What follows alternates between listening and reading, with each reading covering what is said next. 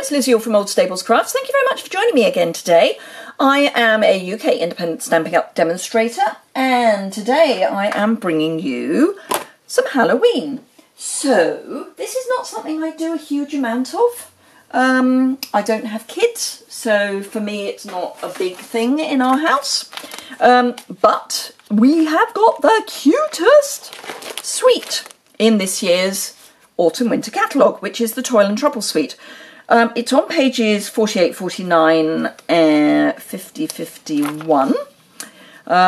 Do remember it does carry on. It's really cutesy. Excuse me, I've got something caught in my throat. It's really cutesy. It kind of ticks the Harry Potter theme a bit, because obviously we've got, this could be a Hermione. But yeah, and you know, we've got wizard hats, so we're ticking some boxes there. Now, I don't have the stamp set, but what I do have is the Warm-Hearted stamp set, which is at the very back of the catalogue. It's on page 54. These are the host sets for the Autumn-Winter catalogue. So we've got Warm-Hearted and Hung with Care. So really lovely stamp sets. I particularly like this one. This one's really cute and great for stockings, and it's even got some clogs for our European friends. But this one, the Warm-Hearted, covers pretty much everything you can want. It's got thanks, it's got Halloween with the boo, cheers to the new year, and Merry Christmas, plus some little icon-y bits. So a really great set for all sorts of occasions. Now, as I say, I'm going to use the boo, and I've picked a few of the papers from the Toil and Trouble. I'm starting with a pumpkin pie card base, which I've cut. It's just a half sheet of A4, scored down the middle, and then burnished to make a basic A6 card base.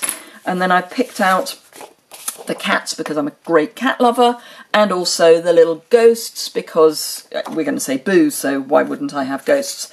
And I've also trimmed off a piece with the spiders on. So those are my base pieces. I'm going to kind of make it up as I go along. I'm going to do the stamping first, so I'll pop all that to one side. I'm going to use Gorgeous Grape and Pumpkin Pie as my colours. And I've mounted up, now this is going to be a real challenge for me because I've mounted these up. I'm not using Stamparatus, just saying. So I've mounted up my two stamps, and we do need to, you know, one is the main and one is the shadow. So I'm going to do Pumpkin Pie for the main image. And just stamp that down. And beautiful.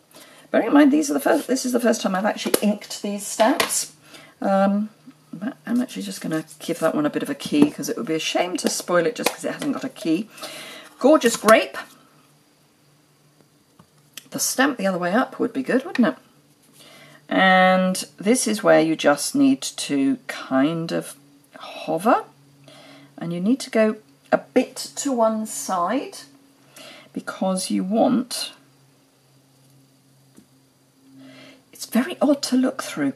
You want to line up the gaps. This is really scary. There we go. Doing it the first time on camera. Yay! It worked! Hurrah! I cannot tell you how relieved I am that that worked. When it's inked up, it looks really odd, because the shadow looks like a complete word. So it really is quite scary. Anyhow, it's done. Hurrah! So I've got the Everyday Label Punch, and I'm just going to punch that out as my kind of basic starting point. Now, the question is, do I want to do some classy bits with it? I think I do. Right, okay, so I need a post-it note, which would always be useful if I could find my post-it notes. Otherwise, we won't be doing that. I'm fairly certain I have post-it. Here they are. Put them away. If in doubt, don't put your post-it notes away. Right, a post-it note. So what I'm going to do is just trim this down a bit. So I'm going to pop it back in the punch. I am. Maybe I'll pop it back in the punch this way around. That's better. I don't need the post-it note at this point. So, and I'm just going to make sure it's square and punch. Get rid of that bit because I don't need it. Do the same this side. I didn't need my post-it notes after all that. I can just do it manually. In fact, I can do that this way up because it's symmetrical. And again, just make sure it's square. And do that. And I will need that again. And then I'm going to bring my long scissors in and just, I'm going to trim off from point to point. And it's going to be just one of those, you kind of have to go for it.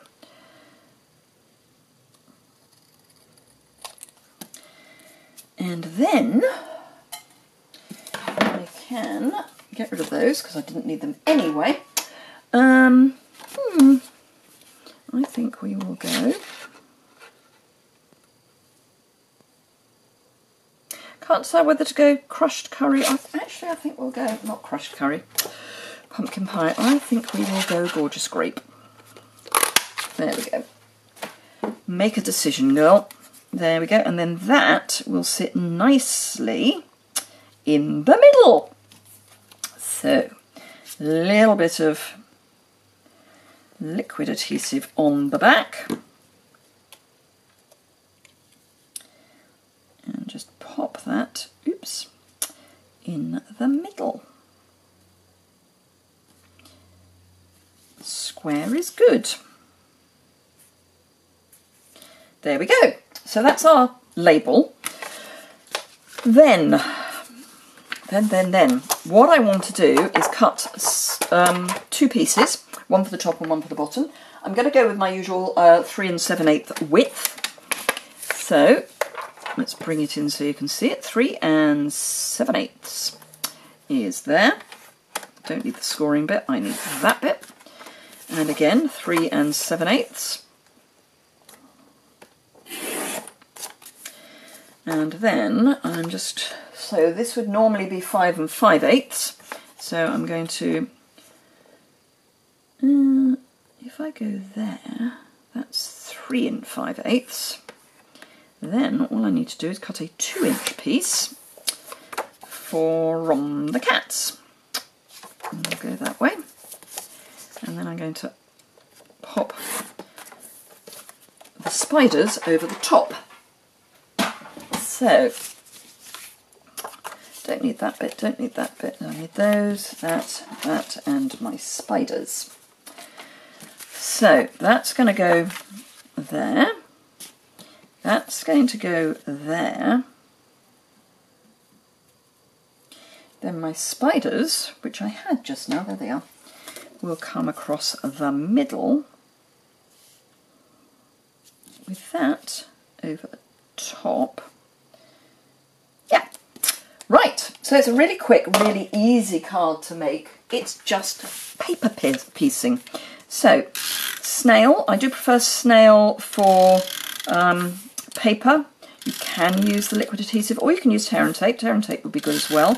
The multi-purpose liquid adhesive is great, but you do have to be very careful with how much, or rather how little you use, because you don't want too much, otherwise it will have a tendency to buckle your paper, which is not a good look. The multi-purpose liquid adhesive really is a question of less is more. And you just butt those up next to each other, and then this piece, I might actually go slightly outside so that I don't have to worry too much about making sure it's exactly the right size. There we go. And that will then go there. Maybe a little bit more off, but only a little bit. And then again, snail on the back, and no, a bit further across. Straight would be good, wouldn't it? So let's use our grid paper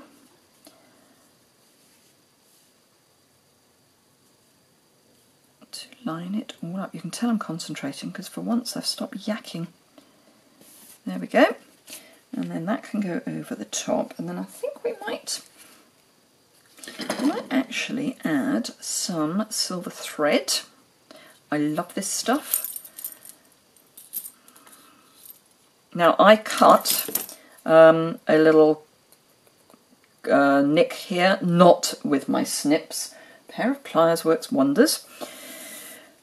But it does mean that you don't end up with it unravelling too much. And then spread 4 fingers and take a good run at that. Then pop that back in its little nick. Chop the end and turn this over. Add snail and then just pop it as a kind of, you don't want it neat. This is going to be the spider's web.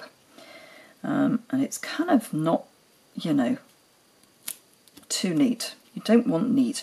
What you do want is to make sure your ends are tucked in. So get those out of the way.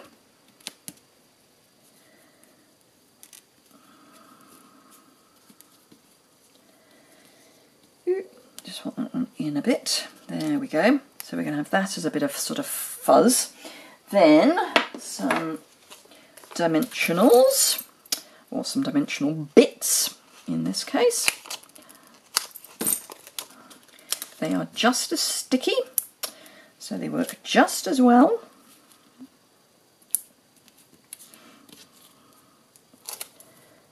That helps tame your thread a bit as well. That one's just being a little bit naughty. There we go. Other way up. Ooh, don't just drop it. Right, so there's our boom. That's that. Now, I do have some of the spiders left. Not many, but I do have a few. They do have these little hangy bits, but you can, if you get a pair of pliers at least, you can, or a pair of thingies, you can get rid of those. Because unless you're using them, you kind of don't want them. So there we are. So we can then add a couple or 3 of our little spiders. Let's get 3 of those, because you know me, I like odd numbers. So, sticky dots.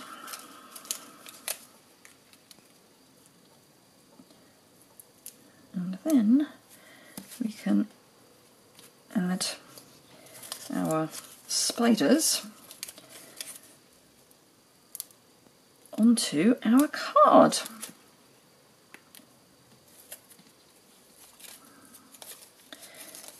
Suddenly you go from a fairly ordinary card to something a wee bit special just because you're adding your spider trinkets.